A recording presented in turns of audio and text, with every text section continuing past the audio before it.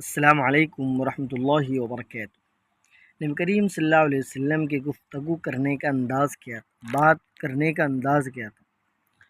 آپ کے نواسے حضرت حسن بن علی رضی اللہ عنہ فرماتے ہیں کہ میں نے ہند ابن ابی حالہ رضی اللہ عنہ سے کہا کہ جو کہ حضرت پاک صلی اللہ علیہ وسلم کے اوصاف اکثر بیان فرماتے تھے کہ مجھے بھی حضور پاک صلی اللہ علیہ وسلم کے گفتگو کے بات کرنے کے بارے میں بتائیے کہ وہ کیسی ہوتی تھی۔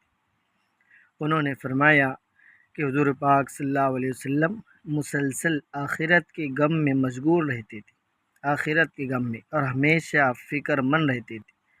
متواصل الاحزان دائم الفکر، یہ آپ کی صفت بیان کی گئی کہ آپ مسلسل آخرت کے بارے میں غمگین رہتے اور ہمیشہ فکر مند رہتے تھے۔ آپ کے ہاں راحت نام کی کوئی چیز نہیں تھی، آرام کی۔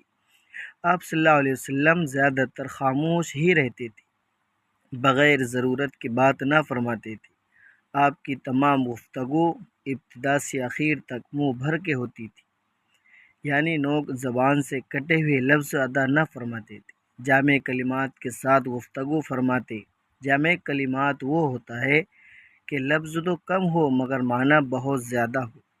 آپ کا کلام بالکل ایک دوسرے سے ممتاز ہوتا تھا، جدا ہوتا تھا، نہ اس میں فضول بات ہوتی تھی اور نہ ہی کوتاہی ہوتی تھی۔ آپ نہ تو سخت مزاج تھے اور نہ ہی کسی کی تذلیل فرماتے، کسی کو ذلیل فرماتے۔ یہ آپ صلی اللہ علیہ وسلم کی گفتگو کرنے کا انداز ہے۔ والسلام علیکم ورحمۃ اللہ وبرکاتہ۔